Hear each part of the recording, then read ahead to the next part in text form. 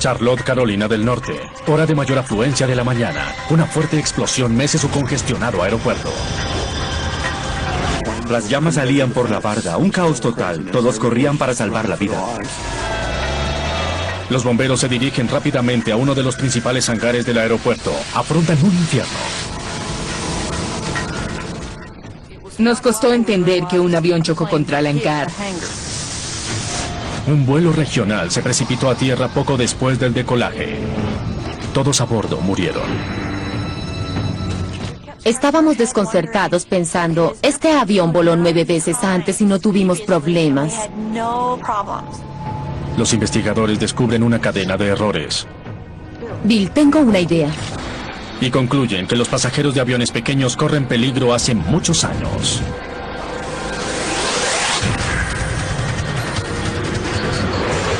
Mayday, Mayday.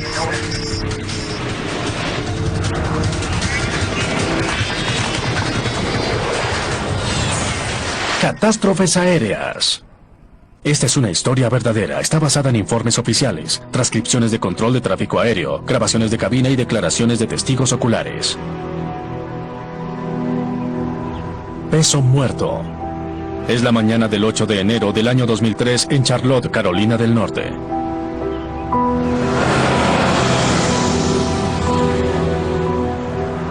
Una ciudad de 500,000 de habitantes. En el aeropuerto internacional de Douglas en Charlotte, la piloto de aerolínea comercial, capitán Kathy Leslie, llega temprano a su trabajo. De apenas 25 años de edad, esta joven, oriunda de Texas, vuela con Air Midwest desde hace casi 3 años. Uno de los capitanes de vuelo más jóvenes de su aerolínea. Hola Tom, buen vuelo. Es un piloto muy bien calificado. Construye su carrera en uno de los aeropuertos de más rápido crecimiento en Estados Unidos. Este aeropuerto es un importante eje doméstico para US Airways, con vuelos hacia la mayoría de ciudades grandes en el este de Estados Unidos.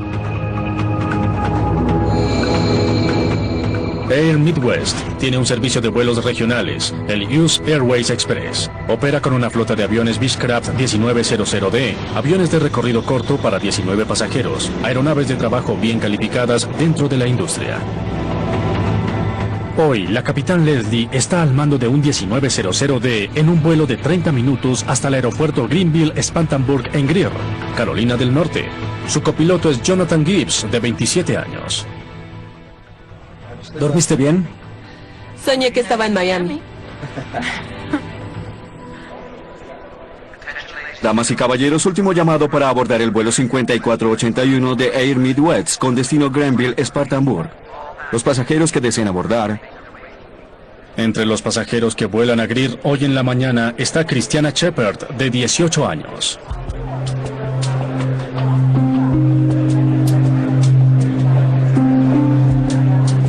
Los padres de Christiana, Doug y Teresa, son misioneros bautistas y trabajan en las Islas Azores de Portugal. Christiana salió el 7 de enero de las Azores. Pasó la noche en el aeropuerto de Boston y luego voló la mañana siguiente en el primer vuelo de Boston a Charlotte y a Greenville. Iba de regreso a la universidad. Christiana era una persona muy especial. Con frecuencia se acercaba, me abrazaba sin razón aparente y me decía, papá, te amo.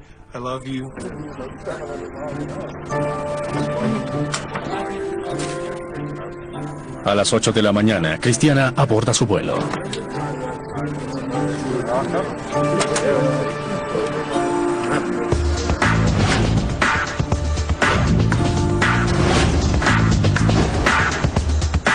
Entre tanto, como parte de su rutina de control antes del decolaje, la tripulación calcula el peso de todo el equipaje, los pasajeros y el combustible que lleva el avión.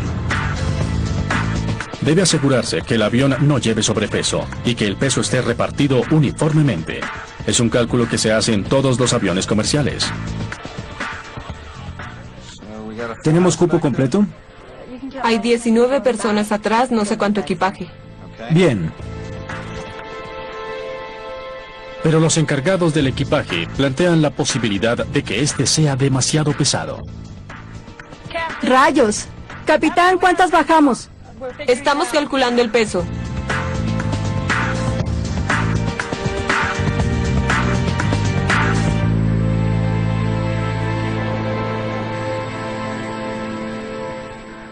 No hay que bajar nada.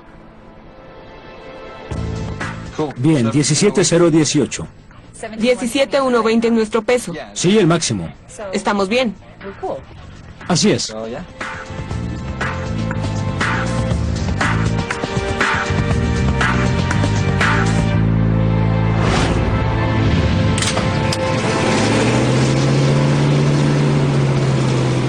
Buenos días, bienvenidos al servicio US Airways Express con destino a Greenville, Spartanburg. Es un vuelo de 30 minutos. Siéntanse cómodos, llegaremos pronto.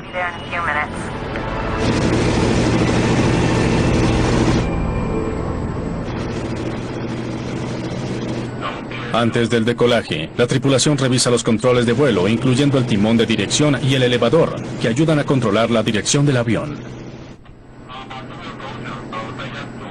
Controles de vuelo libres y correctos. Vuelo 5481, pista 18 derecha. Póngase en posición y espere. La capitán Leslie está a minutos del decolaje. En la pista, delante de ellos, está un Bombardier CRJ listo para partir. Este es un avión estupendo, ¿verdad? Sí, ojalá yo lo volara. Debido a la poderosa turbulencia producida por el CRJ, la capitán Leslie debe mantener una distancia segura. Nos destrozará. Vuelo 5481, gire hacia la derecha, hacia 23.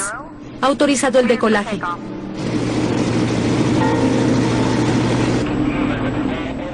Potencia de decolaje, por favor. Lista la potencia. 80 nudos, revisión cruzada. A 80 nudos, los pilotos revisan el funcionamiento de sus instrumentos básicos. Sin indicios de problemas, Leslie y Gibbs proceden con su decolaje. Para el control de tráfico aéreo, el giro de salida del vuelo 5481 es perfectamente normal. Tren de aterrizaje arriba.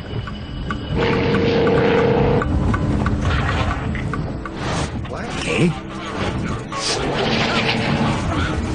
Pero sin advertencia, la nariz del avión se eleva pasando de 7 a 54 grados. Ayúdame. ¿Lo tienes? Lo intento. La tripulación lucha por bajar la nariz. El flujo de aire por encima de las alas crea fuerza de sustentación, pero si la nariz sigue subiendo, el aire no fluirá en forma pareja por encima de las alas, perderá su fuerza de sustentación, a su vez potencia, y se precipitará a tierra. Baja la nariz. Tenemos una emergencia en 5481. Alerta 3, pista 18 derecha. La controladora a cargo del vuelo pide equipo de emergencia. Dios, El avión está ahora a 350 metros del suelo. Pierde potencia, se inclina hacia la izquierda y empieza a caer. La capitán Leslie ala la columna de control con todas sus fuerzas. Si no logra que el avión suba, caerá a tierra.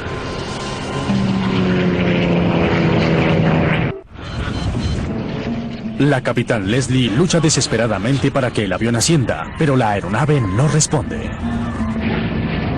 Se precipita hacia un hangar de US Airways.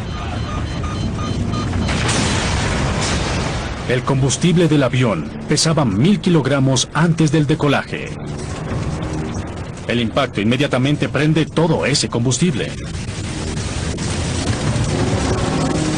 Ahora el intenso fuego amenaza con rodear el hangar. Hay varios aviones y cientos de personas trabajando adentro. ¿Bomberos? Hay emergencia, se estrelló un avión. ¿Se estrelló un avión? Sí, en un aeropuerto de Airways. Hay incendio. Tenemos un código 10. Un avión se estrelló en el extremo sur. Repito, accidente aéreo confirmado con incendio. El jefe de bomberos, Kate Rogers, de 38 años, va camino a su trabajo cuando recibe una llamada código 10. Código 10 significa que es un accidente aéreo confirmado. Y generalmente estos incidentes se presentan muy pocas veces.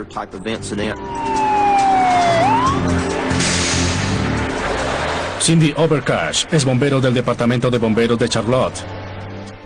No se veía el hangar desde aquí, pero se veía una enorme nube de humo negro y supimos que se trataba de algo muy grave.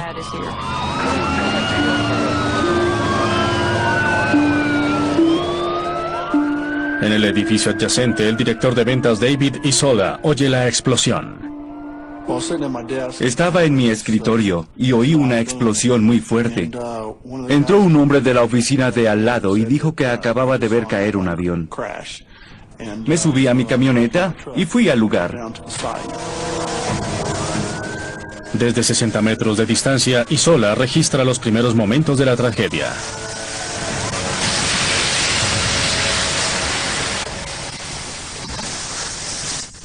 Había mucho humo y parecía un verdadero infierno. Las llamas salían por encima de la barda. Un caos total. Todos corrían para salvar la vida. El jefe Rogers inmediatamente asume el control de la emergencia. Sabe que hay aeronaves estacionadas dentro del hangar en llamas. Sus tanques de combustible podrían estallar. Nuestras preocupaciones eran, 1, las personas a bordo del avión. 2, las personas que trabajaban dentro del hangar. Y 3, los aviones que esperaban reparación. ¿Estarían incendiados? Entonces eran muchos los problemas que teníamos que afrontar.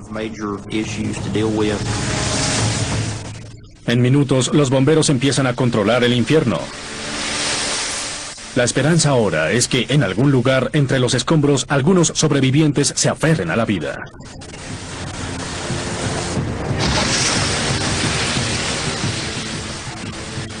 En la mente de todos existía la posibilidad de que hubiera sobrevivientes.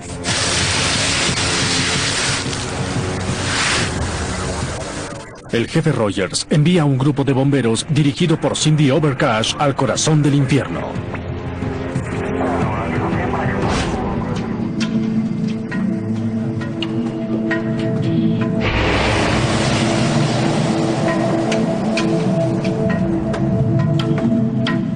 Cindy Overcash y 2 miembros de su equipo se abren camino entre los escombros, apagando cuidadosamente cualquier vestigio de incendio a su paso.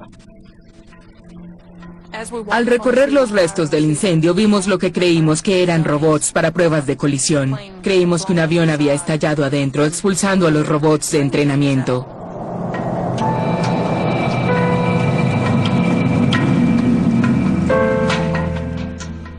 Luego me dije, eso no es un robot de entrenamiento.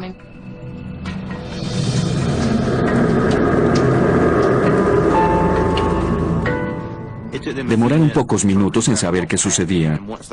Y cuando lo hicieron, no había sobrevivientes. Es una pérdida total. Todos los 19 pasajeros, la capitán Leslie y el copiloto Gibbs murieron. A las 8:53 esta mañana tuvimos un accidente aéreo, con 19 pasajeros y 2 tripulantes a bordo. No hay sobrevivientes. Esperamos no tener que responder jamás a una situación con una pérdida de vidas tan alta. Pero ese es nuestro trabajo. Este es uno de los deberes más difíciles para un bombero en toda su carrera. Para los paramédicos y los socorristas, la dura experiencia terminó.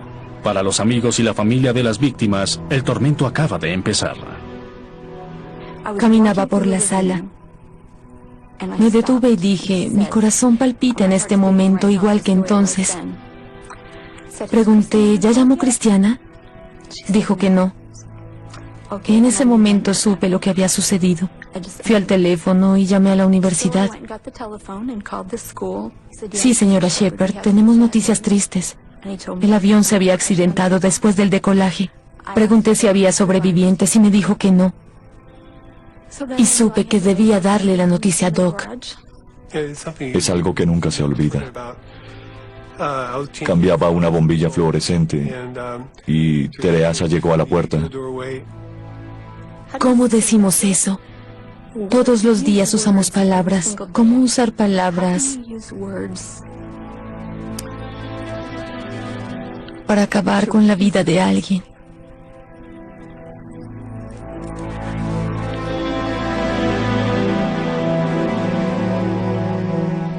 Le dije, Doc, el avión de Cristiana se accidentó.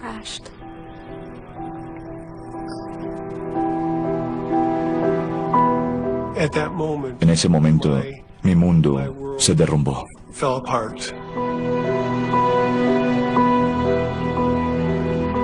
Ahora los Shepard y las familias de las otras 20 víctimas quieren saber qué causó la muerte de sus seres queridos.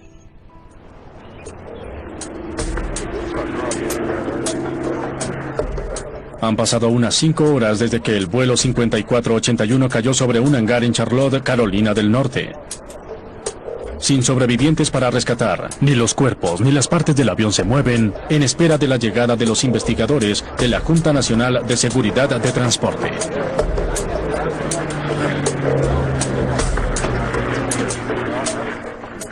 Mientras los investigadores médicos marcan la localización de restos humanos en rojo, los investigadores de la JNST, Junta Nacional de Seguridad de Transporte, marcan los escombros metálicos en amarillo, como indicios que les ayuden a descifrar lo que sucedió a bordo del vuelo 5481.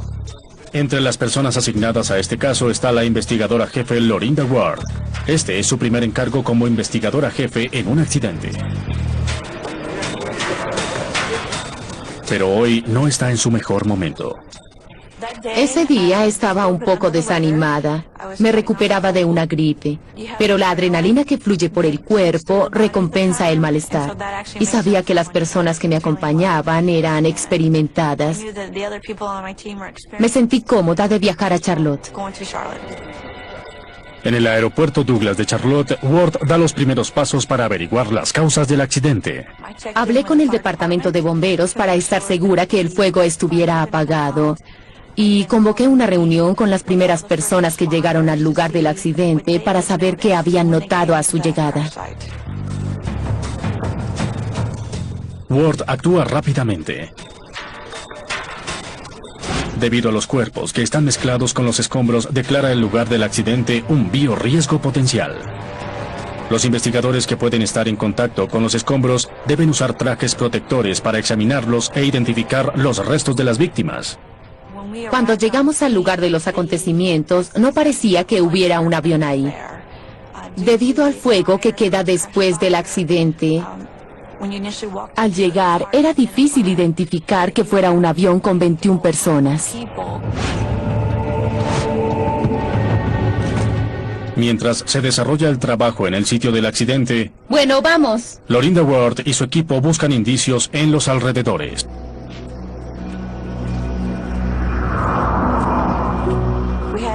Recorrimos la pista por la cual decoló el avión, levantando todo lo que vimos en ella y que pudiera tener conexión con la investigación del accidente. Las pistas deben estar libres de escombros. El objeto más pequeño puede convertirse en proyectil mortal si golpea el avión durante su decolaje. Hace 3 años, un Jet Concorde pasó por encima de una tira de escombro de metal de 40 centímetros en una pista en París. El tanque de combustible del avión se perforó y se incendió. El avión se elevó 200 metros antes de desplomarse contra un hotel cercano.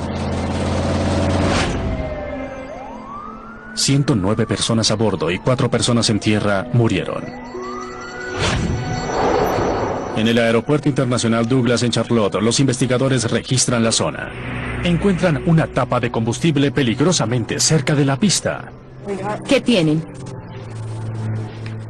El avión podría aspirarla y dañar un motor. Eso sería lo más grave que podría ocurrir. El descubrimiento plantea una interesante posibilidad. Cuando el vuelo 5481 carreteaba por la pista en su decolaje, la tapa de combustible rebotó en la pista y golpeó los rotores del motor, causando la caída a tierra de la aeronave del capitán Leslie.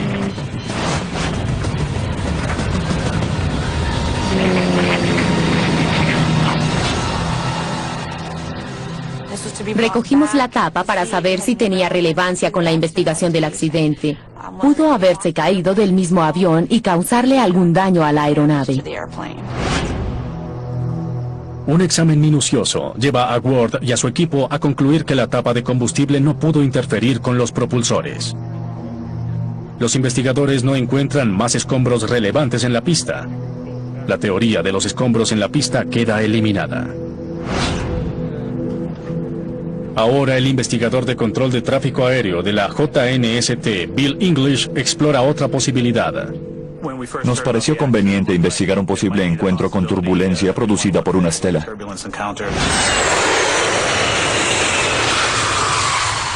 Las alas de un jet en rápido movimiento alteran el aire a su alrededor, creando una estela de aire que gira violentamente.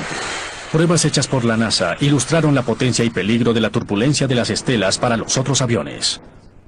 Teníamos que investigar. ¿Había salido otro avión antes? De ahí vendría el riesgo de una turbulencia, y queríamos saber qué tipo de avión decoló adelante. Los aviones más grandes y pesados dejan a su paso las turbulencias más peligrosas. Bill English examina registros de radar de la hora del accidente. Averigua que un jet bombardier mucho más pesado decoló minutos antes que el Beech.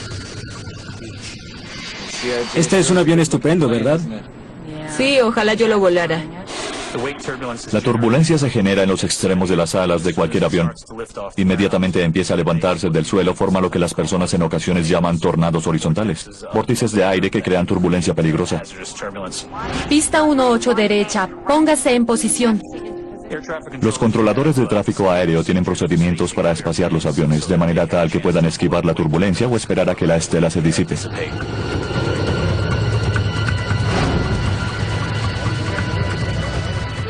Hace un año, un jet de American Airlines que decolaba de Nueva York encontró turbulencia.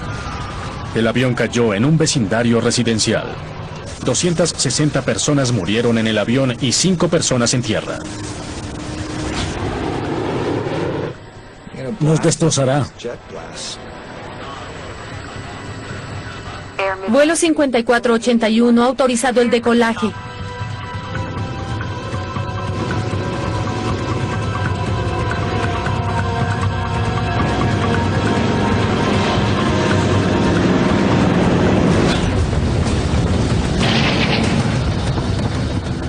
El investigador de tráfico aéreo Bill English debe ahora determinar si la turbulencia de la estela del CRJ causó el accidente del vuelo 5481. Estudia la trayectoria de vuelo del avión de la capitán Leslie y la encuentra consistente con la de un avión que entra en la turbulencia de una estela. Un ascenso repentino no es algo desconocido en un encuentro con una turbulencia. El avión sube la nariz de pronto y la tripulación se ve en problemas para contrarrestar ese ascenso y volver la nariz a su posición normal. English necesita saber qué tanto se acercó el avión de Air Midwest al jet más grande. La torre de Charlotte tiene un sistema de computadoras sofisticado que rastrea el movimiento de los aviones mientras están todavía en tierra. El sistema le dio a Bill English su respuesta. El sistema tenía una actualización muy rápida.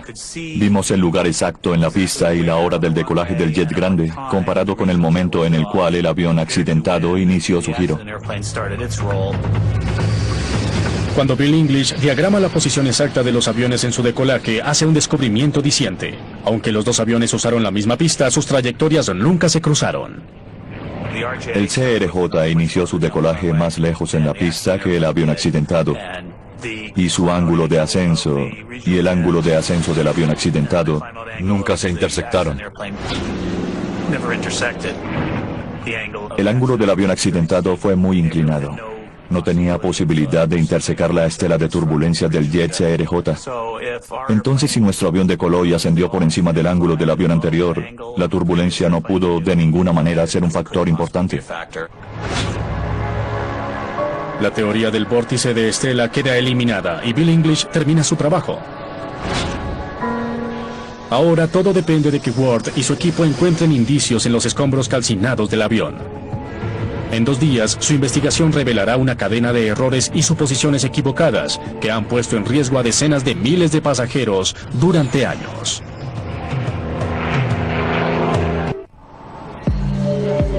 Horas después del accidente, los investigadores encuentran la caja negra de voz de la cabina y de información del vuelo Air Midwest 5481. Las cajas negras están diseñadas para soportar temperaturas de hasta 1100 grados centígrados. En este accidente, partes de la caja negra se derritieron. Fotografían los aparatos y los envían para análisis. Luego, entre toneladas de escombros en el piso, los investigadores descubren los restos, hechos trizas, de los cables de control del elevador. Vitales para el control de vuelo, estos cables conectan las columnas de control del piloto con el elevador de vuelo, un panel aerodinámico que les ayuda a los pilotos en sus ascensos y descensos. Unos tensores mantienen los cables tirantes. Para ascender, los pilotos alan la columna. Los cables suben el elevador obligando a la nariz a subir. Para descender, los pilotos empujan la columna de control. Los cables inclinan el elevador hacia abajo y la nariz cae. Pero cuando los investigadores examinan los cables y tensores quemados del avión de la capitán Leslie, hay algo extraño. Se veían extraños. No estaban en la posición normal. Uno estaba hacia afuera y el otro estaba hacia adentro. Los dejamos a un lado para examinarlos después. Mientras el trabajo de laboratorio progresa, Stephen Carbon, investigador de JNST, viaja a Huntington, Virginia. Entrevista a los mecánicos que alistaron el avión el día antes del accidente. Sabíamos que acababa de salir de una revisión de control, de rutina. Y sabiendo eso, estudiábamos la posibilidad de que algo se hubiera hecho durante la revisión que tuviera que examinarse desde un punto de vista investigativo. Los cables necesitaban servicio. Mi mecánico elaboró una orden y le pedí que la cumpliera. No se te olvide el manual. Lo tengo. Cada 1.200 horas de vuelo, los aviones de Air Midwest reciben mantenimiento de rutina, que incluye el ajuste de los cables que controlan el elevador del avión.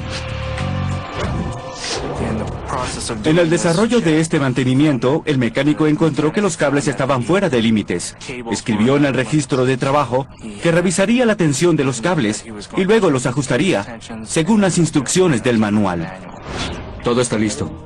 Los mecánicos le informan a Carbon que el trabajo se revisó y selló como garantía de calidad. Creían que la aeronave estaba revisada de acuerdo con el manual.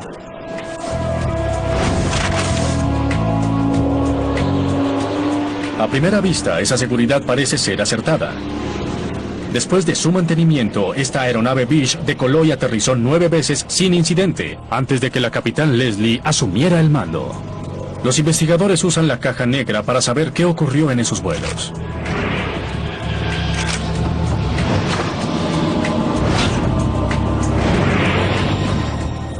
Esta guarda datos de numerosos vuelos, tanto anteriores como posteriores al ajuste de los cables del avión.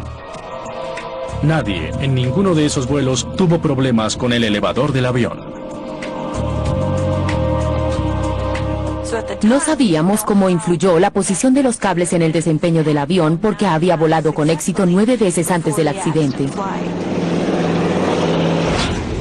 Ward también descubre que la tripulación probó los controles del elevador antes de iniciar el vuelo. Controles de vuelo libres y correctos. Vuelo 5481. Ward y su equipo investigan más a fondo. Quieren saber si la configuración inusual de los cables del elevador influyó en el accidente.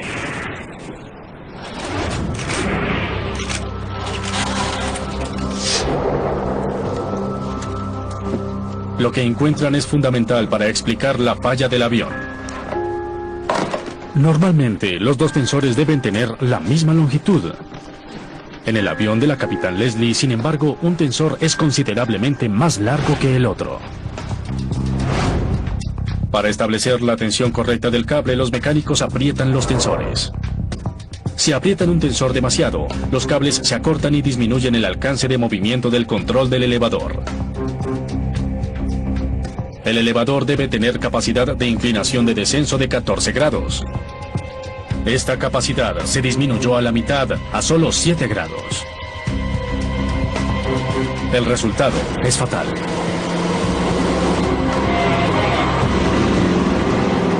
Cuando el vuelo se inició, la nariz se elevó como se espera en un decolaje. ¿Qué? Empuja la nariz hacia abajo. Pero la capacidad reducida del elevador les impidió a los pilotos volver a bajar la nariz. Debido al ajuste que se hizo en el mantenimiento unas noches antes, era imposible que la tripulación hiciera algo en ese momento. Al no poder bajar la nariz, la inclinación de las alas era demasiado pronunciada. Sin flujo de aire por encima de las alas, el avión perdió su fuerza de sustentación y empezó a caer. La lucha de los pilotos con el elevador explica por qué el vuelo 5481 se accidentó ese día. Los cables del elevador no se ajustaron debidamente. Fue imposible para los pilotos controlar la inclinación de su avión. Stephen Carbon quiere saber cómo pudieron los mecánicos cometer un error tan crítico. Sí, veo eso aquí. Regresa al hangar a interrogar a los mecánicos que estaban de turno esa noche. Esta vez su versión es diferente. Casi todos los mecánicos estaban en entrenamiento. Los mecánicos que trabajaban con la aerolínea eran subcontratistas de la compañía y los mecánicos que revisaron el avión esa noche tenían poca experiencia con el Beech 1900D. La persona que hizo el alistamiento recibía entrenamiento esa noche en esa tarea específica. Cuando fijes el pasador, ajusta los barriles del tensor para tensionar más el cable. Sí, veo eso aquí. Ajustar los cables del elevador no es un proceso sencillo. Es un procedimiento dispendioso que involucra 25 pasos diferentes. Listo. ¿Y los otros pasos? Sí, no te preocupes por eso. Revisa la tensión del cable cuando termines y quedamos bien. Es todo. El mecánico se saltó 9 pasos esa noche. Entre esos, la manipulación del elevador para probar su alcance total de movimiento. Si siguen todos los pasos descritos en el manual, descubren el problema. Cuando supe que el mecánico omitió procedimientos, me enfadé. Fue una omisión que afectó nuestras vidas, que afectó las vidas de 21 personas. 21 familias quedaron destruidas. Una pérdida como esta nunca se supera. Los Shepard demandan a la aerolínea. También exigen algo sin precedentes en la aviación estadounidense: una disculpa. Querían algo más que obtener una compensación justa en términos monetarios. Sentían la necesidad de humanizar y dar un rostro a las personas que son víctimas de estas tragedias. Los Shepard creen que la mejor manera de conseguir una disculpa es haciendo que los culpables conozcan a Christiana. Decidimos enviarles una fotografía a las personas involucradas en el accidente, en la investigación, para que Christiana no fuera solo un número de etiquete o de silla, o la cifra de la compensación. Queríamos que vieran que era una persona. Todo comenzó cuando determinamos que queríamos una disculpa. Queríamos que alguien dijera: nos equivocamos. Asumimos que la aerolínea se disculparía. No sabíamos que las aerolíneas no se disculpaban. Pudieron decir: sentimos mucho haber cometido este error y tomaremos medidas para que no vuelva a suceder.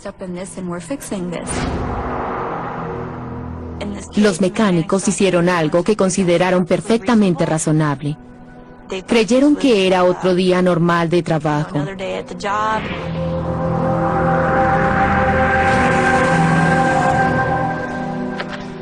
Solo para enterarse después que 21 personas murieron debido a su actuación negligente.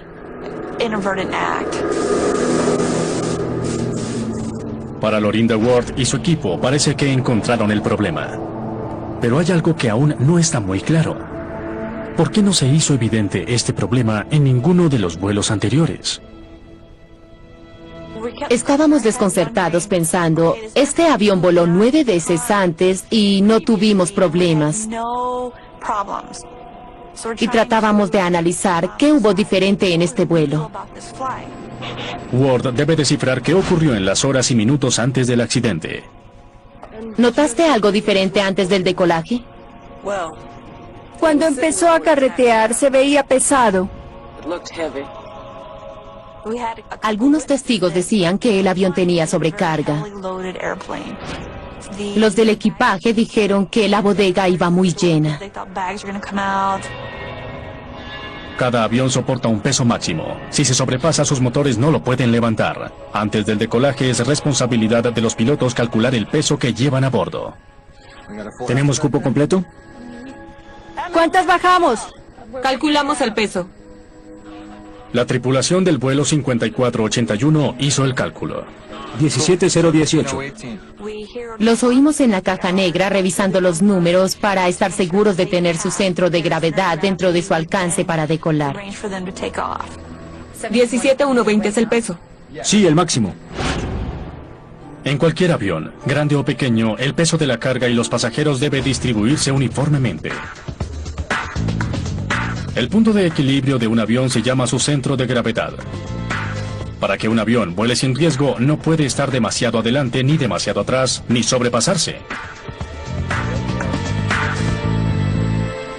Entonces estamos bien. Así es. No hay que retirar nada. Los pilotos de Air Midwest reciben instrucciones para hacer los cálculos de peso y centro de gravedad. Usan pesos promedio para hacer esos cálculos, 85 kilos por pasajero y 10 kilos por pieza de equipaje. Sabían que su centro de gravedad estaba alto, pero al usar peso y cálculos promedio, se dieron cuenta que estaban dentro de los límites que necesitaban para decolar. Pero Ward necesita saber si el avión realmente estaba dentro de los límites establecidos de peso y equilibrio para el decolaje. Pesamos el equipaje que iba a bordo y confirmamos el peso de los pasajeros y la tripulación. Los técnicos pesan los restos de equipaje quemado que quedaron en el sitio del accidente. ¿Me puede informar el último peso registrado de su paciente? Y averiguan el peso real de los pasajeros que iban a bordo ese día. 212, gracias.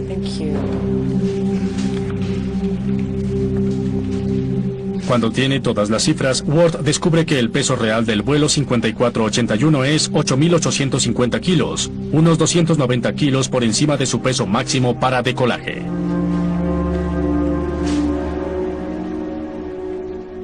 No podía decolar si usara los pesos reales.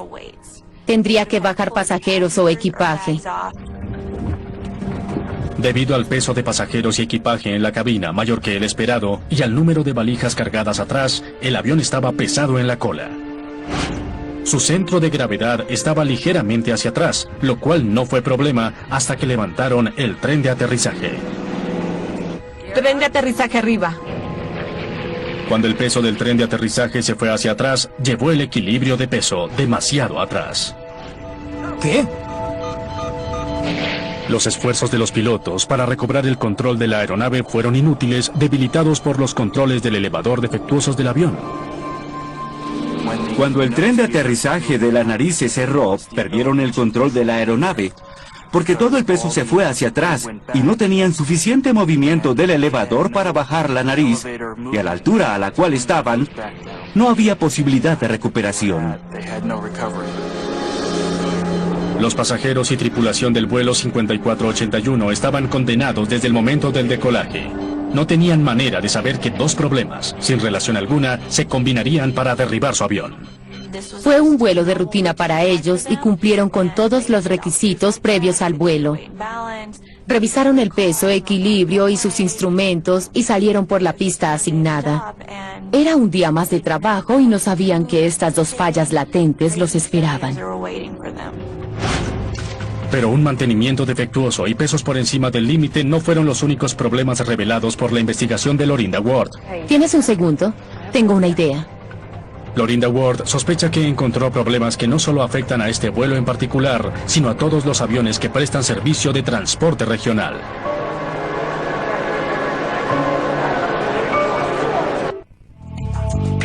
Los investigadores de la JNST dicen que con cada accidente aéreo, la aviación se hace más segura. El vuelo 5481 no fue la excepción.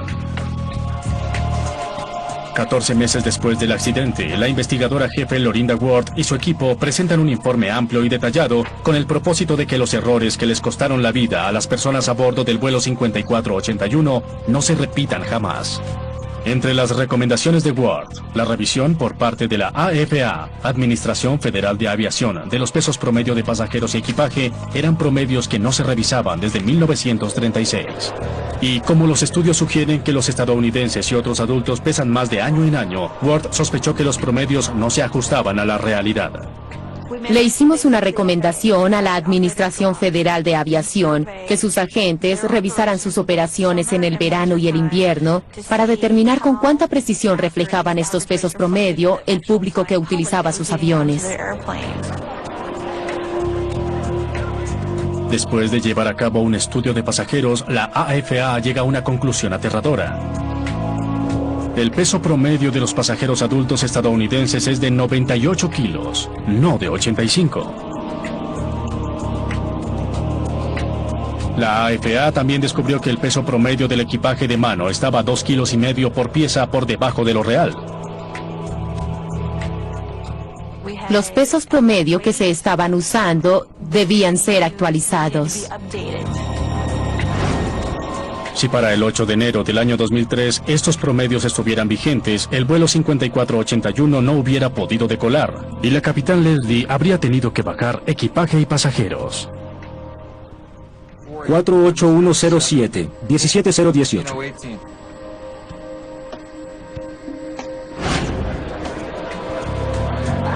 Los pilotos de Air Midwest usan ahora un peso promedio de 100 kilos por pasajero, lo cual significa que sus aviones Beechcraft solo pueden llevar 17 y no 19. Pero el informe de Ward dice adicionalmente que aún con los promedios actualizados de la industria hay campo para el error. Indica su informe que el vuelo en aeronaves pequeñas solo será más seguro cuando las aerolíneas suspendan el uso de promedios y calculen el peso real a bordo antes del decolaje. Se desarrollan nuevas tecnologías que les permitan a los transportadores aéreos medir el peso real y controlar el equilibrio en tiempo real mientras el avión se carga. Conocer el peso real de pasajeros y equipaje es vital. Más y más personas usan los pequeños jets regionales. A medida que aumenta el precio del combustible, los aviones más pequeños y eficientes se hacen más atractivos para las aerolíneas. Solo en Estados Unidos, más de 10 millones de personas cada año abordan aviones con menos de 30 sillas. Las aeronaves más pequeñas son más sensibles al peso y equilibrio que los aviones más grandes. No obstante, las recomendaciones de Ward y la tecnología disponible, cerca del 70% de los aviones pequeños en vuelos programados usan todavía pesos promedio en vez de reales.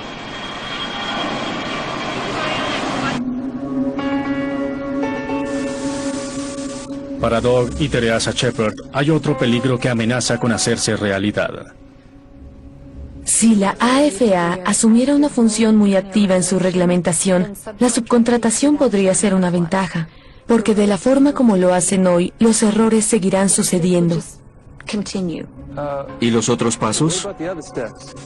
Sí, no te preocupes por eso. Revisa la tensión del cable cuando termines y quedamos bien. Es todo. En su informe, Ward indica que todos los transportadores aéreos deben proporcionar supervisión directa para tener la certeza de que incluso el trabajo subcontratado se lleve a cabo correctamente. Esta investigación fue muy especial porque fue mi primer trabajo como investigadora a cargo de un caso. Y en mi opinión, una investigación significativa por el hecho que de un accidente pequeño resultaron 22 recomendaciones de seguridad. Para los Shepard, las recomendaciones de la JNST llegaron demasiado tarde. Pero después de una larga batalla legal, Air Midwest presenta sus disculpas formales por los errores que le costaron la vida a Christiana Shepard a los 18 años.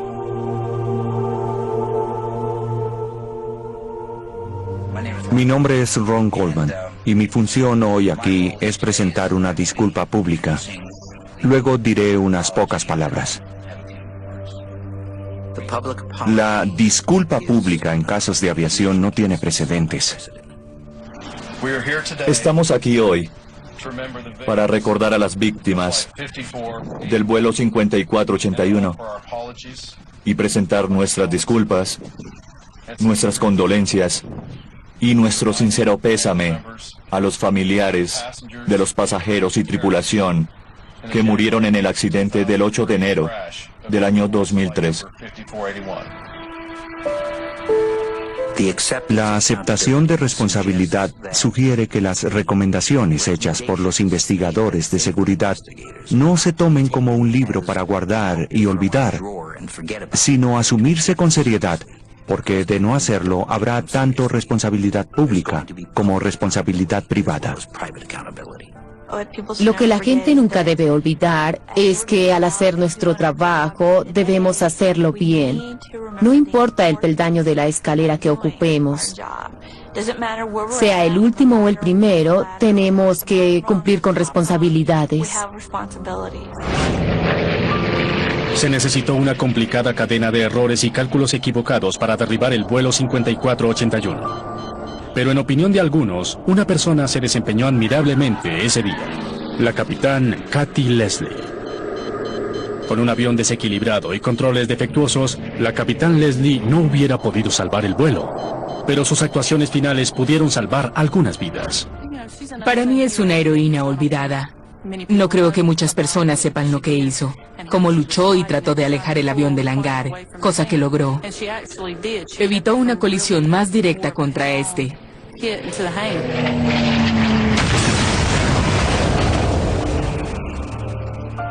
Y probablemente salvó a muchas otras personas de morir ese día. Cindy Overcash, del cuerpo de bomberos, encontró el cuerpo de la capitán Kathy Leslie entre los escombros. Overcash todavía siente un nexo especial con la joven piloto. No sé, pero siento una conexión muy especial. No sé por qué. Tal vez se deba a que la encontré y estuve ahí cuando partió de este mundo. Pienso mucho en ella.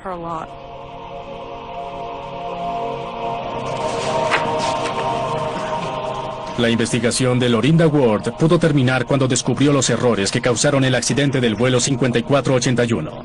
Al ir un poco más allá, hizo que la aviación fuera más segura para millones de personas.